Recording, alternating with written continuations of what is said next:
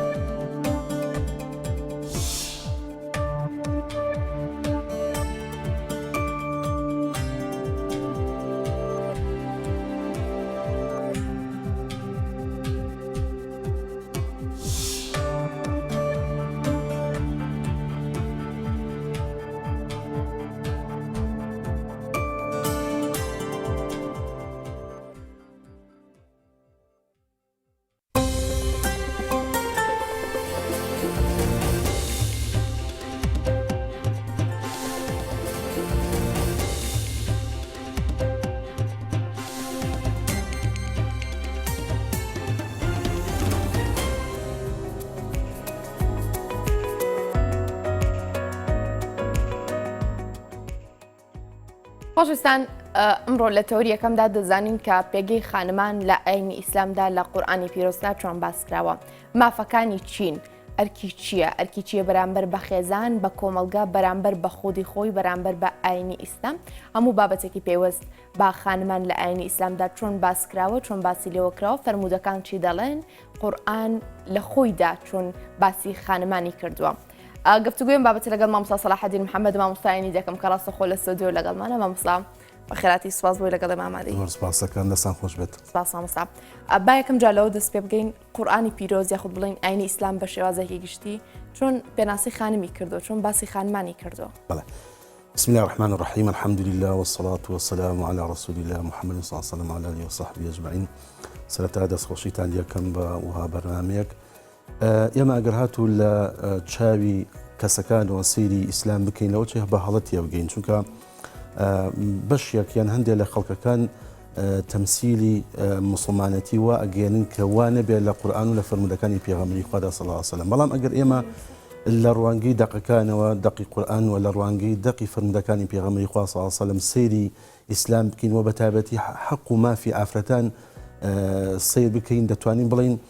ئافرەت زیاتر حەق و مافی پێدراوە. بەڵام زۆر بەداخەوە لە کاتێکی وەکو ئەمڕۆدا ئیعلام شێوەیەکی تر نیشان دەدات یان دەقەکان ئاوەژوو پێکات یان بە شێوەیەک پیشانی خەڵکی ئەدا کە بەو شێوەیە نییە. بەڵام ئەگەر ئێمە بۆ کەسێک کە مەبەستمان کەسێکی خۆنەوار بێت و کەسێک کە مەبەستی وجدانی هەبێ سەیری دەقەکانی قورئان و فەرمودەکانی پێغەمبەری خوا صلی الله علیه وسلم بکات دەتوانین بڵین ئافرەت زۆر حەقی پێدراوە و زۆر مافی پێدراوە. یەکێک لەوانی کە خوای گەورە بەحسی ئەکات عیبادەتەکانە. خوای گەورە چۆن عیبادەتەکانی لەسەر و پیا واجب کردووە ئەوا لەسەر ئافرەتی واجب کردە بەڵکو نەک هەر واجب بەشێک لە عیبادەتی لەسەر ئافرەت لا بردووە. بۆ نمونە جومعەی لەسەر ئافرەت لا بردووە کە لەسەر پیا واجبە حتمی ئەبێ جومعە بکات بەڵام لەسەر ئافرەتی لا بردووە. بۆچی؟ لەبەرەوە کار ئاسانیکی بۆ کردووە لەبەرەوەی کە ئافرەت مناڵی هەیە دەتوانێت مناڵ با بەڕێوە ماڵ و ماڵی هەیە بیبا بەڕێوە وهروەها لەگەڵ مێردەکەیەتی یعنی کار ئاسانی بۆ کردو جومعەی لەسەر لا بردووە. ئەگەر بڕوا خێریەگات ئەگەر نەڕوا گوناهبار نابێت بەڵام پیاوانی نەڕوا تاوانێکی دەستکەوتووە. وهروەها لە کاتێکدا کە ئێمە هەر یەکێکمان لە ئافرەت بووین عادی شەهری هەیە لەو ماوەیە کە ئەو ئافرەتە دەکرێتە عادی شەهریەوە خوای گەورە نوێژە فەرزەکانی لەسەر لا بردووە وەروەها ڕەمەزانی لەسەر لا بردووە. واتە کار ئاسانیکی زۆر بۆ ئافرەت کراوە لەگەڵ ئەوە ئەو کار ئاسانیە بۆ پیاوان نەکراوە. وهروەها لە دەربارەی حەق و مافی تر پێغەمبەری خوا صلی الله علیه وسلم دەفەرمێ كلكم راع وكلكم مسؤول عن رعيته. فەرمێ هەمووتان بەرپرسیارن بەرامبەر بە یەکتری. لە دەقی حەدیثەکە کە پێغەمبەری خوا صلی الله علیه وسلم فەرمێ الرجل فەرمێ پیاو بەرپرسە بەرامبەر بە ماڵەکەی خۆی. ئەمجا فەرمێ والمرأة راعية في بيت زوجها ومسؤولة عن رعيتها. لە پاڵ پیاوە ئافرەتیشی باس کردووە دەفەرمێوەکو چۆن پیاو مەسئولە بەرپرسیارە لە ماڵ و مناڵی خۆی بە هەمان شێوە ئافرەتیش بەرپرسیارە. بابی خوای گەورە بەرپرسیارەتی پێداوە ئافرەت لە ماڵەکەی خۆیدا بەوە نییە کە وا سیر بکەین بڵین ئافرەت دەبێت لە ماڵەوە بێت هەرچیەک پێی وترا و هەرچی ئەمری کرا بەسەریا دەبێت تەنفیزیکە بەڵێ وەکو پیا و دەسەڵاتی هەیە لەوەی کەوا ئیسلام دانە دانە دێمە سەر ئەوانە. ئێمە دەزانین لە سەردەمی جاهیلیەتی عەرەبەکاندا کاتێک کچێک لە دایک بوو بۆیە هەر ینی زیندە بە چاڵیان دەکرد بۆی لە داهاتوودا نەبێ بە نیشانی پرسیارێک بۆ ئەوان لەسەر چۆن بڵێ لەسەر شەرەف لەو سەردەمەداوا دەوترا. ئاین ئیسلام چۆن ئەمەی گۆڕی مامۆستا چۆن ئەم هاوکێشەی گۆڕی دەتوانی بڵین ئەو کاتە هەیە و ئیسشەیە ئیستش بەردەوامە ینی بەڵام هەرێک بە شێوەیەک. مابزانم پار بووی کە لە وڵاتە بوزیەکان کە ئافرەتیە بوو خزمەکاری سەرۆکی پاشای وڵات بوو کاتێکە شووی پێکرد هەموو دنیا سەیری کرد. ئەم ئافرەتە چەنە بە شێوەیەکی سوکایەتی شووی بەم پیاوە کرد کە لە بەردەمیان بەچۆکەوە بە دەماکەوت تا داوای لێ بکات شووی پێ بکات. ئیستا لە وڵاتی سینا هەیە ینی زیندە بە چاڵکردنی ئافرەتان هەیە. حتا لە وڵاتی یەکێک لە وڵاتە بوزیەکانە ئەگەر پیاو بمرێت بێ ئافرەتیش لەگەڵ یا بخرێت ناو گۆڕەکەەوە. ئەمە جۆرێکە لە زیندە بە چاڵکردن. حتا لەو کوردەواری خۆشمانە هەندێک دەستەواژە هەیە هەر جۆرێکە لە مردن بۆ نمونەکە بەتابەتی لەم ئافرەتانە هەیە کە ئەڵێ بەیەکەکەن دوای چاک و چۆنی براو نەمرێ و ینی کوڕ و نەمرێ و ینی ئەم دەستەواژانە دەستەواژێکی هەڵەیە لە دینی ئیسلامدا بەهەڵە سیر ئەکرێت و تاوانە ئەگەر هاتوو ئینسان بەردەوام بێت. لە پێش ئیسلامدا ئافرەت هیچ حەق و مافێکی نەبووە، تەنانەت جلوبەرگی نەبووە، تەنانەت هیچ حەقی ئەوەی نەبووە قسە بکات لە مەجلیسا قسە بکات ڕەئی هەبێ. بەڵام کاتێک کە ئیسلام هاو بەڕاستی حەق و مافی بە ئافرەتدا، حەق و مافەکە بە چیا بوو؟ یعنی یەکێ لەو حەق و مافانی کە ئێمە ڕۆژانە بڵین کوڕەکانمان کچەکەمانی ئەمە هەر یەک لە ئێمە کاتێک کە چوونەتە ژیانی هاوسەرەتی سەرەتا چۆن ئەچینە داوای ئەو ئافرەتێک کە ئەبێتە خێزانمان بە چەند بەشێک ئەچین، یەکەم جار داواکەین دەی وردە وردە بە چەند مەجلیسێک ئەمجا ئەبێتە خێزانی ئەو کەسە. بەڵام ئیستا لە وڵاتی ئەوروپادا ئافرەت وەکو کاڵا سیرەکرێ،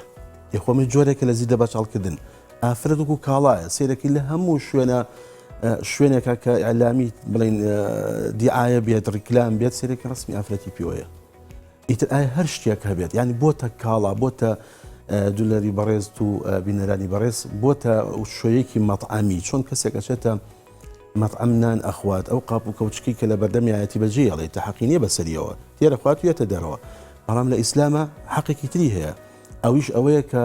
چۆن دەبێتە خێزانی ئەو پیاوە، ئەم پیاوە چه حەق و مافێکی و ئەو ئافرەتەش هەمان حەق و مافی هەیە، ئەم پیاوە ڕەئی دەربڕینی هەیە ئەو ئافرەتەش ڕەئی دەربڕینی هەیە. بەڵام لە دەستاواژی ئەوروپی داوا نییە، سەی دەکەین ئەم ئافرەتە کە بێتە بە حساب بێتە خێزانی ئەم پیاوە لە دوای 2 مناڵ، جاریوای لە دوای 3 مناڵ ئەم جاڵە بیرەکەمەوە بڕیار ئەدەم کە تۆ خێزانم بیت. یعنی هەموو ئەمانە بەڕاستی سوکاتیەکە بە ئافرەت و ئەمە جۆرێکە لە کوشتن بە معنە ئەوە نییە هەموو کاتێک لانی جەستەیی بێت، بەڵکو کوشتن بۆ معنایە کە لایانی کەسایەتیش بێت، لایانی سەقافی بێت. لە پێش ئیسلامدا ئەگەر خوای گەورە بۆمانە گەڕێت لە فەرمی ئەگەر کەسێک کچێکی بووایە ئەچون دەیان کوشت، چونکە بەلایەن و عەیبە بوو، بەلایەن و شەرمەزاری بوو، حتا ئەگەر هەواڵەکەی پێ درایە وەکو وایە هەواڵێکی زۆر داخۆش و سەیر و سەمەر و عەیب و عاری پێ بدرایە. بەڵام ئیسلام هاو چی بۆ دانا؟ جارێکم پێغەمبەری خوا صلی الله علیه و فەرمی هەر کەسێ 3 کچ بەخێو بکات ئەفەرمێت لە بەهەشتا بە یەکوین. فەرمیان ئەی پێغەمبەری خوا 2 فەرمی 2ش یعنی چی؟ یعنی بەخێوکردن یعنی چی؟ یعنی هەموو حەق و مافێکی پێ بدەیت. ئیتر ئایا لە کچی خۆتەوە بێت، ئایا لە دایک تۆ بێ خۆیش ئافرەتە، ئەگەر هاتوو پوریش بێت، ئەگەر هاتوو ئافرەتێکی خزم بێت بیان هەچ ئافرەتێکی بێت کە تۆ خزمەتی بکەیت و بەخێی بکەیت. پێغەمبەری خوا صلی الله علیه و سلم بەچی دانا؟ بە ئەجر و پاداشی گەورە داینە، بە ئەجر و پاداشی گەورە داینە. تەنانەت خوای گەورە لە قورئاندا کاتێک کە باسی مافی دایکان و باوکان ئەکات ئەفەرمێ وەلا تەقل لەهما ئوفین. خوای گەورە نەیفەرمێ بەس ڕێز لە باوکت بگرە، فەرمیتی ڕێز لە هەردووکیان بگرە، فەرمیتی ڕێز لە هەردووکیان بگرە. کابێ ڕێزگرتن لە قورئانە باوکیش و دایکیشی هێناوە. زۆر باشە. باسی دایک و باوکە کرد، ئەو قسەی کە هەمومان پێی ئاشناین، بەهەش لە ژێر پێی دایکدایە. باسی ئەم قسەیەمان بۆ بکەی، باسی ئەمەمان بۆ بکەی و ڕۆڵی لە دیاریکردنی پێگەی خانمان لە ئاینی ئیسلامدا ماڵەسە. طبعا دایک ڕۆڵێکی زۆر گەوری هەیە. جارێکان پیاوێ کاتە خزمەتی پێغەمبەری خوا صلی الله علیه و سلم فەرمی ئەی پێغەمبەری خوا چ کەسێک پێشترە کە من چاک بووم لەگەڵیە؟ فەرمی ئومک، فەرمی دایکت، فەرمی دوای ئەوە، فەرمی ئومک، فەرمی دایکت، فەرمی دوای ئەوە، فەرمی ئومک، 3 جار فەرمی ئومک، فەرمی دایکت، فەرمی دوای ئەوە، هەر وەکو چۆن پرسیارێک وا بکە دوای ئەمە چی ڕوایە؟ دوای 4 جار فەرمی ئەبووک، ئەمجا فەرمی باوکت. بۆچی؟ چونکە بەڕاستی کاتێک کە خوای گەورە دایکی بە ئێمە بەخشیوە، دایک پێگەیەکی ئەوەنە گەورەیە، یعنی دروست نییە ئێمە تەنانەت پێ بڵین ئۆف بێتە تاوانی گەورە، هەر بڵی ئۆف تاوانی چ ئەگات و قسەی خراپی پێ بڵێ، ئەگەر هات و خوای گەورە ڕانی خوای گەورە بمان پارێزە سوکایەتی پێ بکەیت. کابێ ئەم دایکە ئەوەندە گەورەیە کە ئێمە هەر یەکەیەکمان 9 مانگ و چەند ڕۆژێ لە سکی دایکمانین. بۆیە جاریکان پیاوێ هاتە خزمەتی پێغەمبەری خوا صلی الله علیه و سلم فەرمی ئەی پێغەمبەری خوا منیش حەزەکەم بێم هیجرەت کەم لەگەڵ ئێوە. فەرمی دایکت هەیە؟ فەرمی بڵێ. فەرمی دەستگرە بە قاچیەوە، بەهەشت دەژێت قاچی دایکتایە، نەی فەرمو وەرە لەگەڵمان، نەی فەرمی لەگەڵ دایکتا چاک بە. ئەنی تا ئەو ڕادەیە کە هیجرەتکردن لە ئیسلامە لەو کاتەدا خوای گەورە فەرمانی کورد بڕۆنە دەرەوە بچن بۆ مەدینە، بەڵام پێغەمبەری خوا صلی الله علیه و سلم نەیفەرموو بۆ پیاوە فەرمی ئیسلامەتەکەی خۆت بپارێزە، بەڵام لەگەڵ ئێمە ئەمەیە، لەگەڵ دایکتا خزمەتی دایکت بکە. ئەوەندە گەورەیە پێغەمبەری خوا صلی الله علیه و سلم نەیفەرمووی لەگەڵ ئێمەوەرە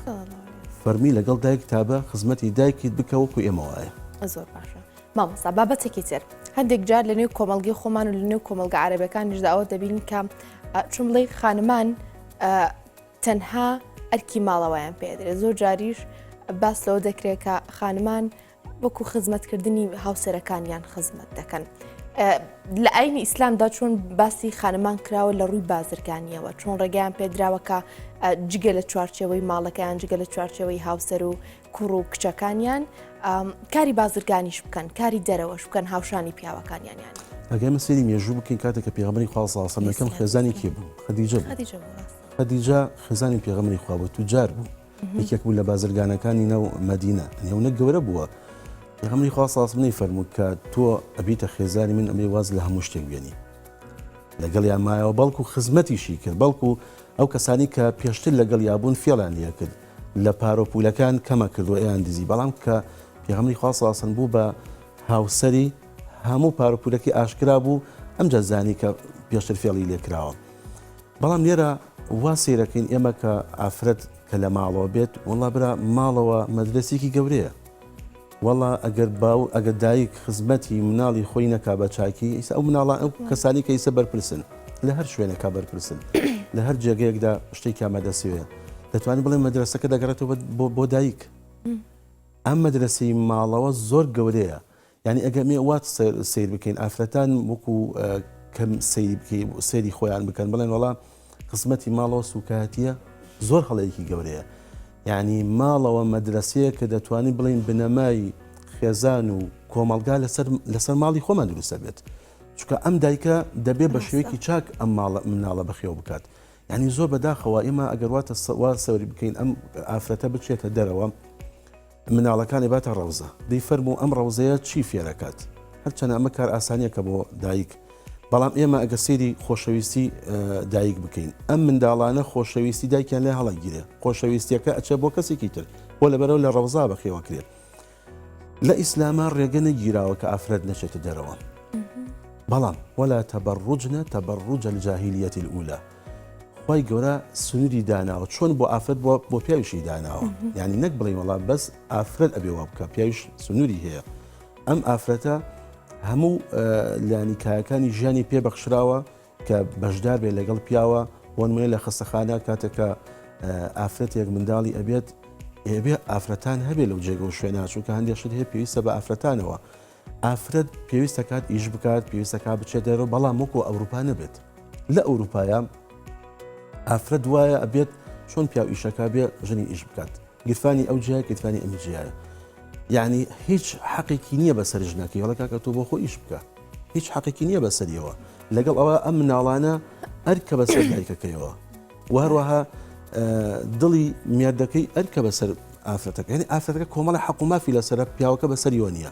ئەم ئافرەتە دەبێت مناڵەکانی بەچاکی بەخێو بکات ماڵەکەی بەچاکی ئەمە بابیکەینە قاڵبی ئەرکی خانمانەوە مامۆستا بەگشتی باسی ئەرکی خانمانمان بۆ بکە لەسەرتەوە باسی مافەکانمان کرد بەگشتی لێسەدا ئەرکی خانم چیە لە ئاینی ئیسلام ئەرک وا سیر نەکەین ئێمە بڵێین وەڵامە خۆشە کەسێک کە ئەکرد ئەرکێکە چێتە سەرشانی قورساییە یعنی قورساییە کەوتۆتە سەرشانیان بەرپرسیارەتیە خی گەورە ئەم ئەرکەی وەکو ئەجر پاداش داناوە هەندی ئەرکی لەسەر ئافرەت لابردووە بۆ ئەوی نەبێتە بارگرانیەک و قورساییەک بەسەر ئافرەتەوە وەکو عەرز بکردن ئەیکی لەوانی کە لەسەر ماڵە ئەرکە لەسەر ئافرەت ئەوەیە مناڵەکانی بەچاکی پەروەردە بکات بەچاکی پەروەردە بکات نەک ئەوە تا وا سیر بک بڵێ ئەمە وەڵامە کارێکی ناباشە کارێکی خراپە بەڵام ئەوەی کە ئێمە لەم کاتا سیر بکەین لە ئەوروپا داشتیوانە لە ئەوروپا داوکو عەرزم کردین ئەوەیە کە ئافرەت دەبێ هەریەک بە شێوەیە خۆی هەوڵ بدات واتە ئەم هەوڵی خۆی بدات پیاویش هەوڵی خۆی بدات بەڵام لە ئیسلامدا خی گەورە ئافرەتی داناوە کۆمەڵ ئەرکی بەسەر داناوەی کە لەوانە ئەرکەکانی وەکو عیبادەت وەکولانی عیبادەت ئەو ئەرکانی بەسەر داناوە پێویستەکە جێبەجێ بکات وەکولانی کۆمەڵگایی هیچ شتێکی لەسەر یاساغ نەکراوە ئەگەر خی گەورە لەسەر یاساغ نەکرد بێت واتە خی گەورە پێی نەفەرمووە تۆ نابێ سایقی بکەیت ئێستا بۆن منە هەندێک شت هەیە عادەتە ناو خەڵکە حتى لە وڵاتی ئەمە هەندێک شتێ عادەتە یعنی کە ئەوترێ بە وڵا با ئافرە سایقینەکە لە هەندێک وڵاتە هەیە عادەتە نەک ئەوە تا دین پیوتی بێت گینا سایقیکردن بۆ ئافرەتەوەکو چۆن بۆ پیا و پێویستە بۆ ئافرەتیش پێویستە و هەروەها چوونە دەرەوەکو چۆن بۆ پیا و پێویستە بۆ ئافرەتیش پێویستە بەڵام بە مەرجێک نەبێتە هۆی وروژاندنی لانی کۆمەلگا و بەرەو خراپەکاری بڕات چونکە بەڕاستی خی گەورە سنووری بۆ هەموو شتێک داناوە چۆن لە وڵاتێکدا ئیسە بۆن منە لە حەج وڵاتێکە لە وڵاتی خۆماندا ئەگە سەری یاسا بکەین سەری شتی تر نەکەین لە هەموو شتێکە یاسایی هەیە یاسا ئەبێ سەروەر بێت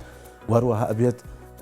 سنوور هەبێ بۆ هەموو شتەکان ئەگەر ئێمە وا سێرکە نابێ هیچ سنوورێک هەبێت نابێ هیچ یاسایەک هەبێت دەبێ ئافرەت بە هەموو شێوەیەک چیەکە بیکا پیا و بە هەموو شێوەیەک چیەکە بیکە ئەمە بەڕاستی ئەمە زوڵمی پێوترێت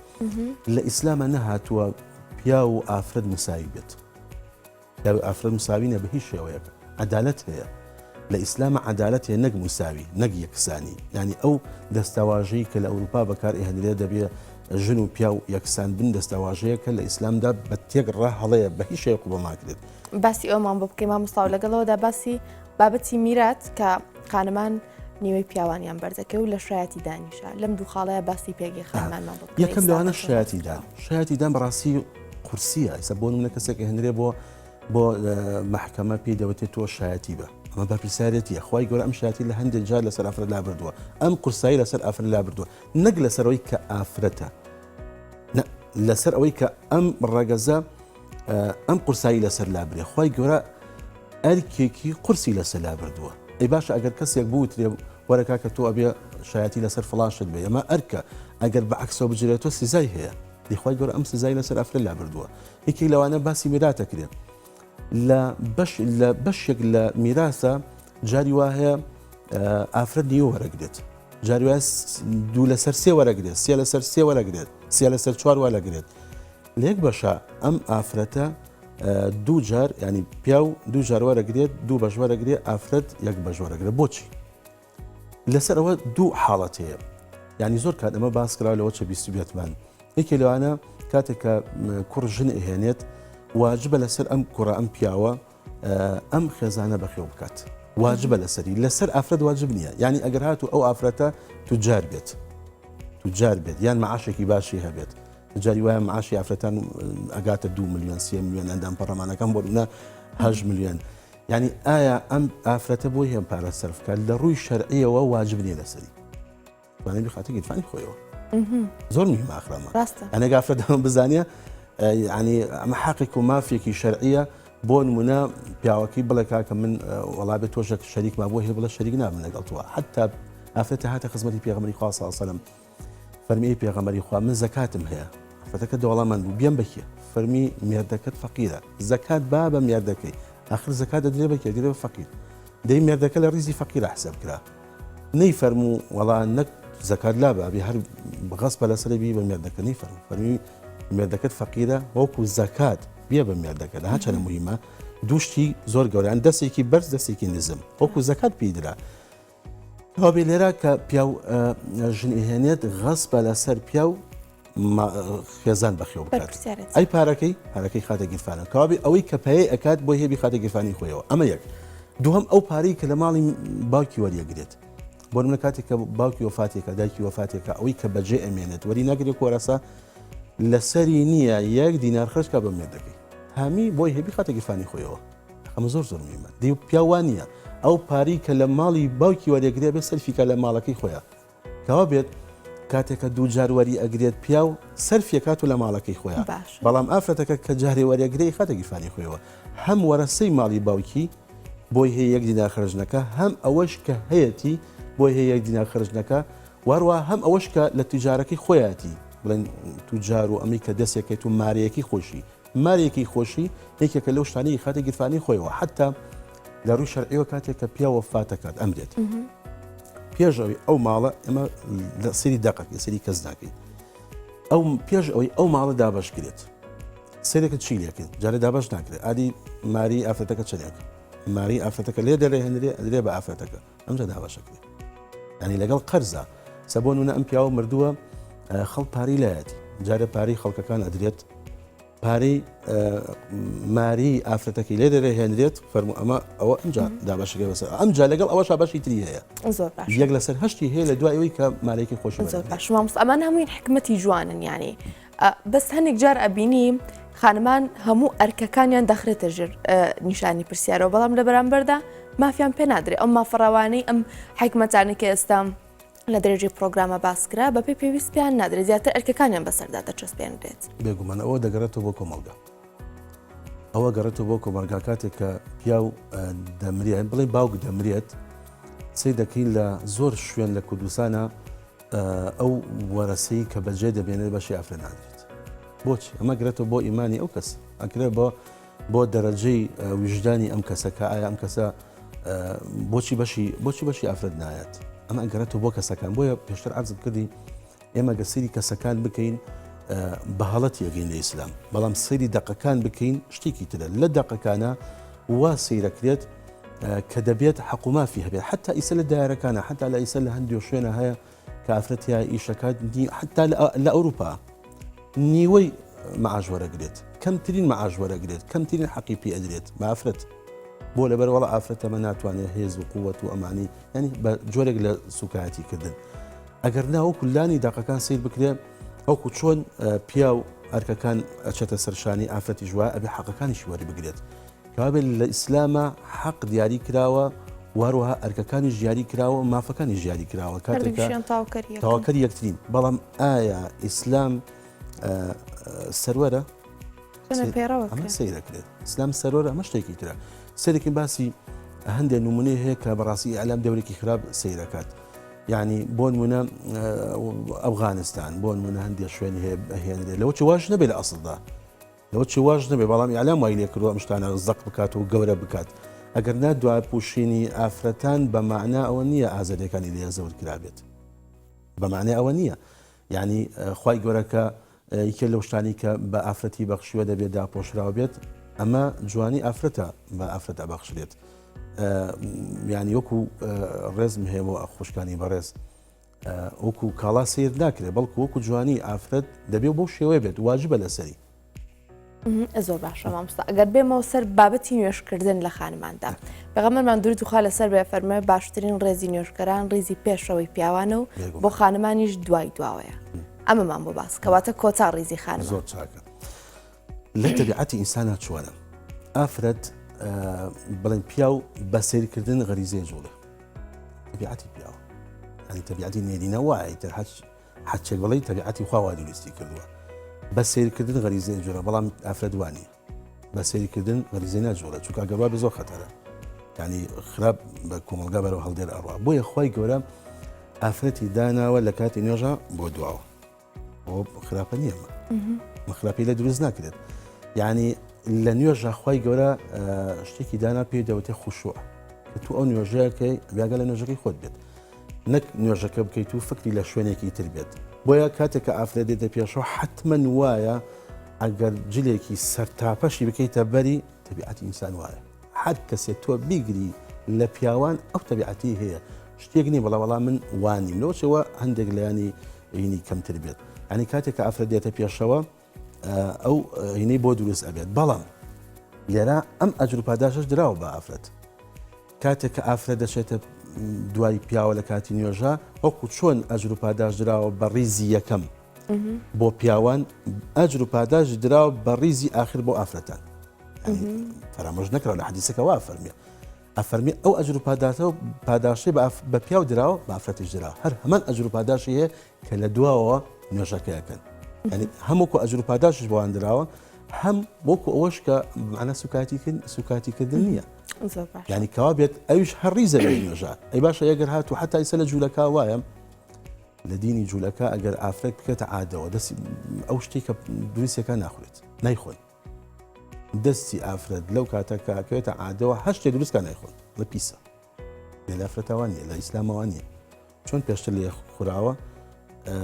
کاتێک کە ئەکەوێتە شەهری بڵێن عادی شەهری شۆ بە هەمان شێوەیە بەڵام لە دینەکانی تراوە نیە بەڵام ئایا بۆ باز ناکرێت تەمان ئەمە لایانی ئەعلام زۆر دەورە بینێت کە لایەنێکی دەستەواژی خراپ دروست ئەکات بە هەدەف لەسەر ئیسلام ئەگەر ناوی کە لە ئیسلاما هەیە زۆر جوانترە لەوەی کە لە شوێنەکانی ترا هەیە باشە مامۆستا پرسیارێکەکەم بێگومان ڕای خۆم نییە هەندێک جار دەبیسترێت بەشێک لە خەڵکان وا دەڵێن کە ئەو غەریزەی کە تۆ باسی کرد لە پیاواندا هەیە خانمان کراون بە قوربانی ئەو غەریزەیە. ئەمەمان بۆ ڕاستکەیتەوە مامۆستایانی لایەنی ئیسلامدا چۆن ئەم هاوسەنگیە ڕاگیراوە لە نێوان هەردوولادا. قوربانێکی کوچی چون بڵێ ئەم داپۆشرای و شتێکە ینی لە تۆزە پێشتە باسمان کرد بەیەکەوە. ئەمە ئەم هاوکێشەی لای خەڵک ڕاست بکەیتەوە لە ڕێگەی پرۆگرامەکە. ئەمە بڵێن دوو جارێتتر ئەرزم کردی ئێمە گەسەری کەسەکان بکەین ئیسلام لەوچە بە شێوەیەکی گرتیا بگەین سی دقەکان بکەین بە شوەیەکی گرتیا بگەین. یعنی خی گەورە کاتێکە بەحسی زینای کردووە کۆمەلگە ئەپارێزێت. ئیسا خی گەورە کە ئیسلامی داناوای کە لەو شتانی کە خی گەورە ئیسلامی بۆ ئێمە هێناوە پاراستنی نەسلە. یعنی چی ینی وەچە. ئیسێمە هەر یەکێکمان خاڵمان هەیە وانە ماممان هەیە ئامۆزامان هەیە برامان هەیە دایکمان ئاشکرایە. بەڵام لە وڵاتانی تررا لە وڵاتی ئەوروپا حتایکە لە NRT باسی کرد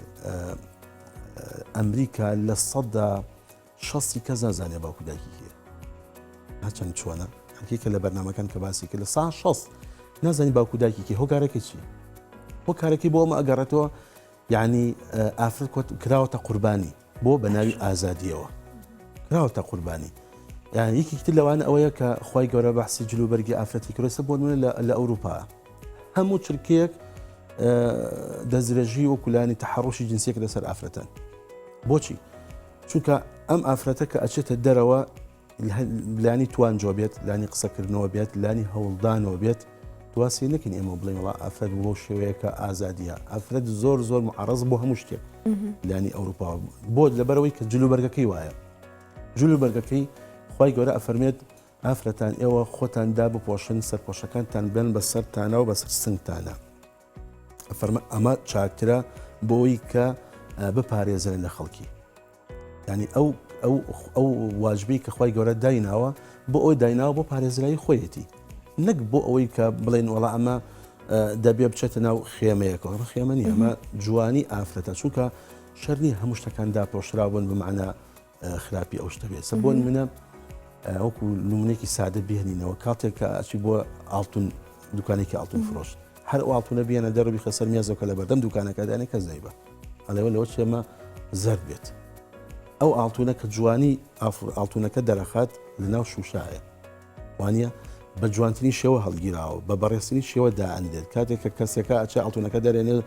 دەستکەشەکاتە دەست ینی زۆر بە جوانی بە شێوەیەکی جوان دەریهێنێت ئەمە جوانی ئەو شتە دەرەخات بۆیە ئەگەر ئێمە سەیری ئیسلام بکەین لەو بوارەوە جوانی ئافرەتی دەرخستووە نەک بێتە قوربانی سەری کۆمەلگامەکە کە بۆ نمونە لە ئیسلامدا کاتێک کە تۆمەت بۆ عایشە دایکی ماداران ڕزای خوای لە بێت هەڵبەسرا پیامبەری خواستم چی فەرموو لای ئێمە وایە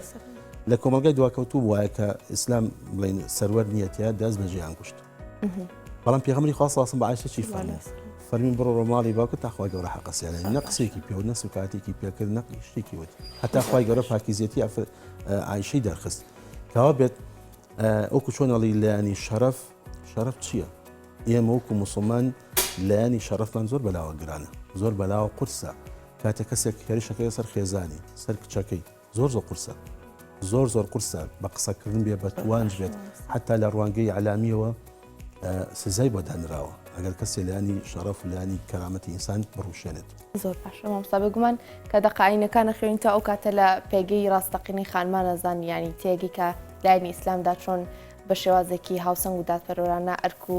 مافی خانمان جیاکراوەتەوە لە پێ مامۆستاگیان مامۆستا سەلاحەدین محەممەد زۆر سپاس بۆی لەگەڵ ئێمەدا بەشدار مامۆستاگیان سپاس بۆ تەواوی زانیاریەکان خۆشەویستان و چانێک وەردەگرم دواتر لە تۆڕی پامنێران لەگەڵتان بەردەوام دەبم